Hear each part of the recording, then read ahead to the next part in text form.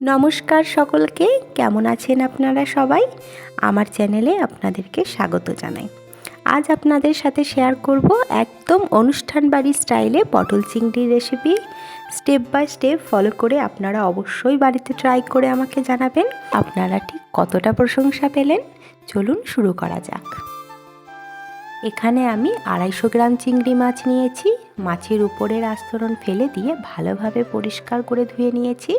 এখন আমি মাছের গায়ে নুন হলুদ মাখিয়ে নেব। ভালোভাবে নুন হলুদ মাখিয়ে নিয়ে প্রায় 20 মিনিটের জন্য আমি রেস্টে রেখে দেব।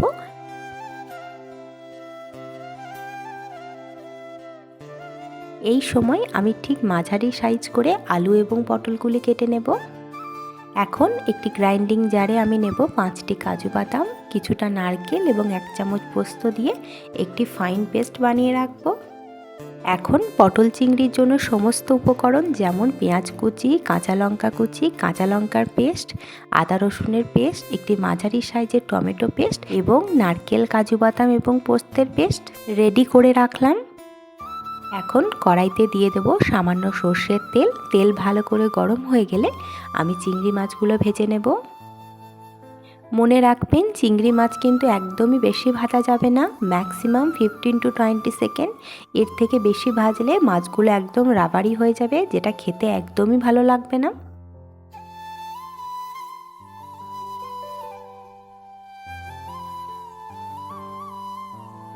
ফিফটিন সেকেন্ডের মতো খুব হালকাভাবে মাছগুলো ভেজে নিয়েছি।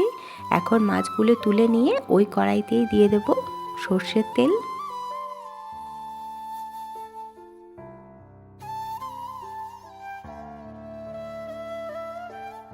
তেল খুব ভালোভাবে গরম হয়ে গেলে আমি পটলগুলি তেলের মধ্যে দিয়ে দেব। প্রথম 2-3 মিনিট আমি হাই ফ্লেমে পটলগুলি ভাজবো।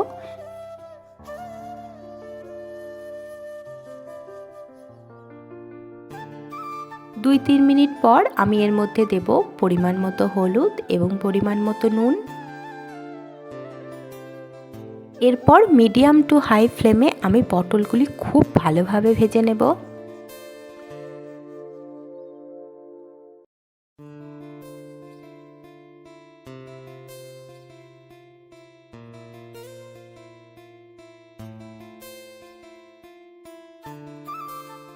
দেখুন, পটলগুলি কিন্তু খুব ভালোভাবে ভেজে নিয়েছি। এখন পটলগুলি তেল থেকে তুলে নিয়ে আলুগুলিও ভেজে নেব।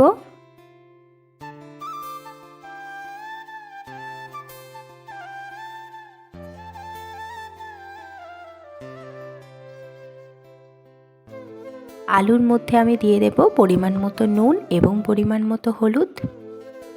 ঠিক মিডিয়াম ফ্লেমে ঢাকা দিয়ে আমি আলু সিদ্ধ করে নেব।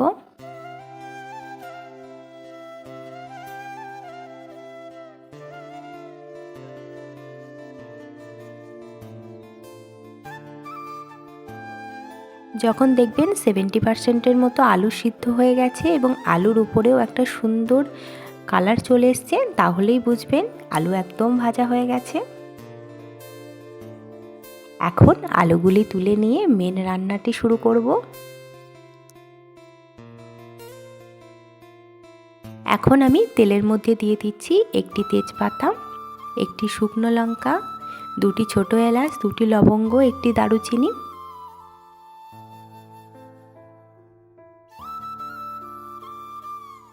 দিয়ে দিলাম হাফ চামচের মতো জিরে। এই সময় আপনারা সামান্য চিনি অ্যাড করতে পারেন, আমি আর অ্যাড করিনি। এখন সব কিছু হালকাভাবে ভেজে নিয়ে এর মধ্যে দিয়ে দেব কুচনো পেঁয়াজ।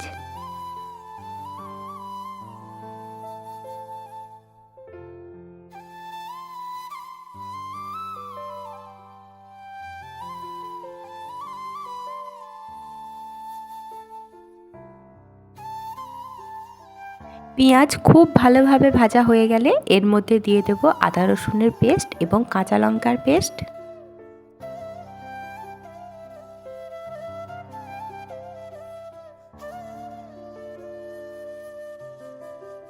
এরপর সব কিছু আবার ভালোভাবে ভেজে নেব।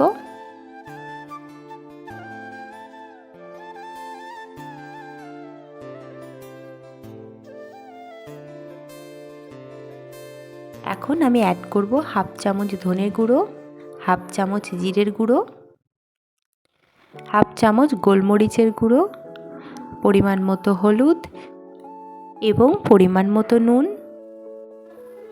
এরপর সব কিছু আবার ভালোভাবে কষিয়ে নেব।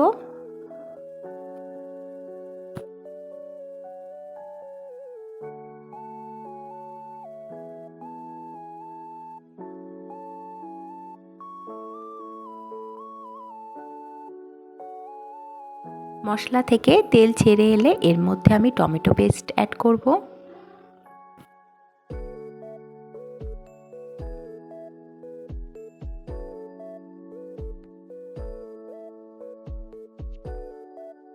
সামান্য কাশ্মীরি রেড চিলি পাউডার এবং কাঁচা লঙ্কা কুচিও দিয়ে দিয়েছি। মশলা কষানো হয়ে গেলে এর মধ্যে ভেজে রাখা আলু এবং পটলগুলো দিয়ে দেব। মশলার সাথে ভালোভাবে সব কিছু মিশিয়ে নেব।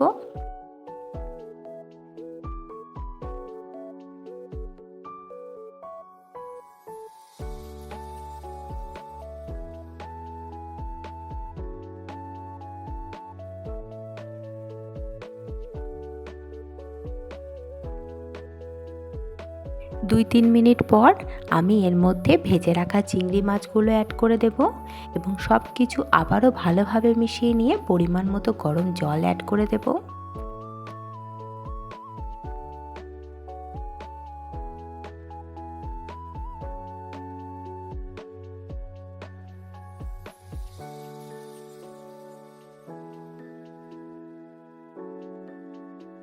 ঝোল হালকা ফুটতে শুরু করলে গ্যাসের ফ্লেম একদম অফ করে দেব এবং কাজু বাদাম নারকেলের যে পেস্টটি বানিয়ে রেখেছিলাম সেটি অ্যাড করে সাথে সাথে নাড়তে শুরু করব।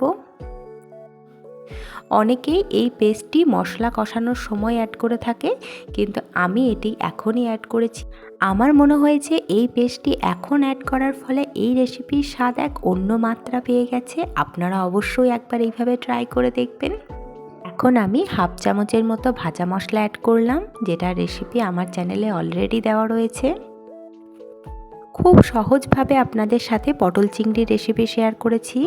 আপনারা বাড়িতে যেভাবেই বানিয়ে থাকুক না কেন, আমার কথা মতো একবার এইভাবে অবশ্যই ট্রাই করে দেখুন। 1 মাস আগে আমি এটি বাড়িতে বানিয়েছিলাম। বিশ্বাস করুন, এখনও প্রতিদিন এর প্রশংসা শুনে যাচ্ছি।